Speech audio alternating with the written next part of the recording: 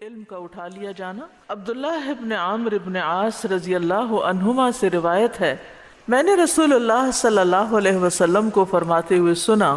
بے شک اللہ علم اس طرح نہیں اٹھائے گا کہ اسے بندوں کے سینوں سے کھینچ لے، بلکہ وہ علم کو علماء کی وفات کے ذریعے سے اٹھائے گا، یعنی علم والے اٹھتے جائیں گے، علم ختم ہوتا جائے گا۔ یہ حدیث صحیح بخاری میں مزید اضافے کے ساتھ ہے، یہاں تک کہ جب کوئی عالم باقی نہیں رہے گا تو لوگ جاہلوں کو امام بنا لیں گے، ان سے مسائل پوچھے جائیں گے تو وہ بغیر علم کے فتوے دے کر خود بھی گمراہ ہوں گے اور دوسروں کو بھی کریں گے، بغیر اصل کی طرف رجوع کیے، کیونکہ اصل تک ایکسس ہی نہیں ہوگی، اصل تک جانے کا کسی کو شوق ہی نہیں ہوگا۔ تو آپ دیکھیں کہ یہ قیامت کی علامات میں سے ایک علامت بتائی گئی ہے کہ آخری وقت جو بدترین وقت ہوگا اس میں لوگ اصل علم سے دور ہو جائیں گے، اور اس کو یاد کرنے اور اس کو اپنے سینوں میں محفوظ کرنے اور اس پر غور و فکر کرنے اور اس کو پڑھنے پڑھانے اور اس کی خدمت کرنے کو مشکل کام سمجھیں گے، اور پھر آہستہ آہستہ جو لوگ یہ علم حاصل کیے ہوں گے ان کی وفات ہوتی جائے گی، اور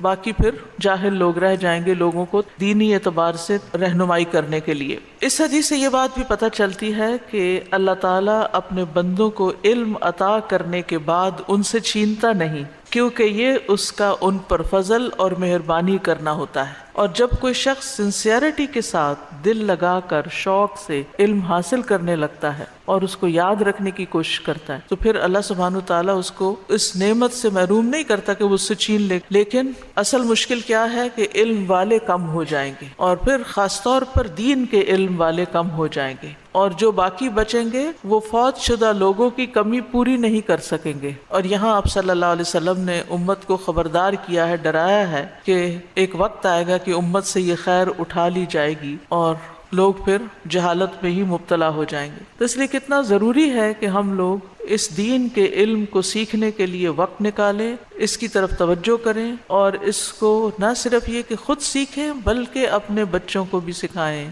ہم میں سے ہر ماں کو یہ فکر ہونی چاہیے کہ اس کا بچہ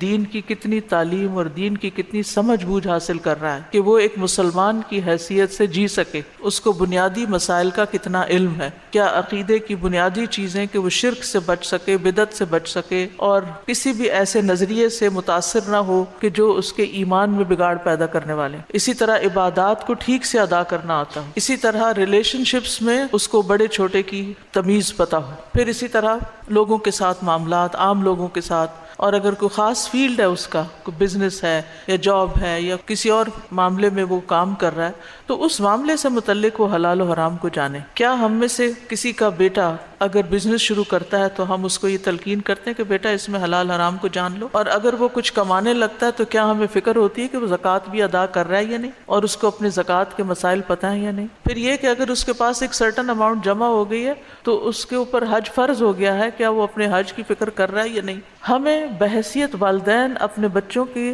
آخرت کے بارے میں، ان کے دین کے بارے میں فکر مند ہونا چاہیے کہ کم از کم اتنا علم ان کو ضرور دے دیں کہ جس سے وہ اپنی زندگی کو اسلام کے مطابق گزار سکیں اور اپنے بچوں کو پھر اسلام پہ قائم رکھ سکیں، کیونکہ جو دین انسان گھر سے سیکھتا ہے اس کی بات ہی کچھ اور گھر میں ہو سکتا ہے کہ آپ اتنی بڑی عالمہ نہ ہو کہ اس کو سب کچھ سکھا پڑھا سکیں، تو پھر استاد کا انتظام کر لیں۔ ایسے بہت سے پڑھے لکھے طالب علم موجود ہیں کہ جو 8 سال علم میں لگانے کے بعد کوئی درزی کا کام کر رہا ہے تو کوئی ٹیکسی چلا رہا ہے تو کوئی کچھ کر رہا ہے۔ ایسے لوگوں کو ایکسپلور کریں کہ کون علم والے ہیں، ان کو معقول تنخواہوں پر اپنے بچوں کی تعلیم کے لیے گھر میں بلائیں، اور اپنے بچوں کے ساتھ اور بچوں کو بھی اکٹھا کر لیں، تاکہ آپ کے بچے اتنا دین ضرور جانیں کہ خود بھی اس پہ قائم رہیں اور اپنے گھر والوں کو بھی آگ سے بچا سکیں۔